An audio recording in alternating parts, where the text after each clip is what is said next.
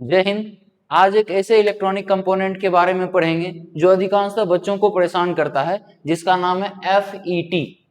FET, T का मतलब होता है ट्रांजिस्टर, जो अधिकांशतः आप सुने होंगे, लेकिन इसमें एक नया वर्ड जुड़ जाता है FE। FE का मतलब होता है फील्ड इफेक्ट, और आप 10th क्लास में भी कभी पढ़े होंगे तो पढ़े होंगे मैग्नेटिक फील्ड यानी चुंबकीय क्षेत्र के बारे में। तो इसका मतलब है कि एक ट्रांजिस्टर है जो फील्ड इफेक्ट पे वर्क करता है। तो ट्रांजिस्टर के बारे में समझते हैं। पहली बात आपसे तो ऑब्जेक्टिव वगैरह में पूछेगा, CITS का एंट्रेंस हो या CITS का मेन एग्जाम हो या ITI का, सब में पूछता है FET का फुल फॉर्म क्या है? फील्ड इफेक्ट ट्रांजिस्टर, यानी ये एक प्रकार के ट्रांजिस्टर का प्रकार है। ठीक, ये याद रह जाएगा आपको। उसके बाद कहता है FET क्या है? FET एक ऐसा ट्रांजिस्टर है जो किस पर कार्य करता है? तो फील्ड इफेक्ट पे कार्य करता है। तो कैसा फील्ड? Electric field. हम हिंदी में यहां पर लिख सकते हैं इसको, कौन सा क्षेत्र? विद्युत क्षेत्र। कैसा क्षेत्र होगा ये? विद्युत क्षेत्र।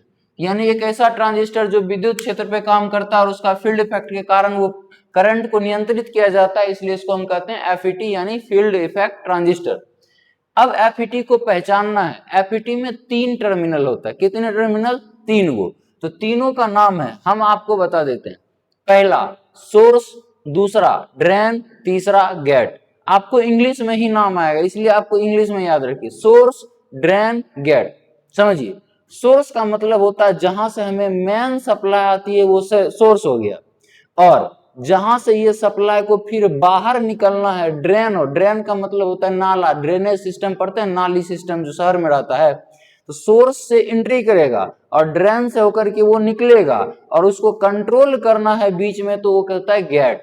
तो सोर्स, ड्रेन, गेट। देखिए यहां पे लिखे हैं, ये है ट्रांजिस्टर, और इसमें लिखे सोर्स, ड्रेन, गेट। सोर्स से एंट्री करा, ड्रेन से होकर के बाहर निकलता, और गेट इसको क्या करता है? कंट्रोल करता है। FET का फुल फॉर्म, FET के तीनों टर्मिनल का नाम आपको याद हो गया। अब FET 2 प्रकार का होता है। कितने प्रकार का? 2 प्रकार का। एक होता है N चैनल, एक होता है P चैनल। और बच्चों को ज्यादातर इसमें कंफ्यूजन होता है कि N चैनल कैसे पहचानेंगे और P चैनल कैसे पहचानेंगे। चैनल का मतलब क्या होता है? चैनल का मतलब होता है रास्ता। जैसे आप पढ़े होंगे इंग्लिश चैनल, जो ब्रिटेन और फ्रांस के बीच में है। तो चैनल का मतलब समुद्र के बीच वाला रास्ता। चैनल मतलब रास्ता होता है, तो जिससे होकर के निकले। तो देखिए ये है, यहाँ पे PNP है, यहाँ पर NPN। हम आपको बता देते हैं, जो बीच में लेटर दिख रहा है वही उसका नाम है। N लगा हुआ है तो ये N चैनल, P लगा हुआ है तो P चैनल। तो यदि हम पूछें कि PNP FET है तो उसमें कौन सा चैनल का FET होगा? N चैनल का होगा। और NPN भी है तो जो बीच में है वही उसका चैनल होता है। तो ये हो गया P चैनल और ये हो गया N चैनल। पहचानने का देखिए, सोर्स इधर है, ड्रेन इधर है, यानी इधर से सप्लाई देंगे तो निकलेगा इधर से ना, और निकलने के लिए रास्ता इसी चैनल को, यही हो गया चैनल, इसी से निकलेगा। तो चैनल का नाम जो है वही उसका FET का पहचान होता है। तो N चैनल, P चैनल। तो सोर्स ड्रेन के बीच में N है, इसीलिए N चैनल हो गया। N का मतलब निगेटिव और P का मतलब पॉजिटिव।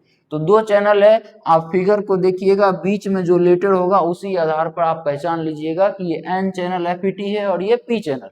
और आपको फुल फॉर्म तो पूछा, आपको तीनों टर्मिनल का नाम भी पूछा, आपको इस फिगर को देकर के एग्जाम में पूछेगा पहचान ये कौन है N चैनल, कौन है P चैनल, पहचान लीजिएगा बीच में जो है। लेकिन आपको एक नंबर दे देगा और बताएगा कि, पूछेगा कि ये कौन सा FET है, N वाला है कि P वाला है, या FET है कि नहीं है वो। तो याद रखिएगा, BFW10 और एक है BFW11, ये दोनों FET ही है। ये दोनों क्या है? FET है। 10 वाला यदि है तो वो N चैनल FET होगा, और 11 वाला है तो वो P चैनल FET होता है। ये दोनों आपको याद रखिएगा, ये बहुत फेमस है।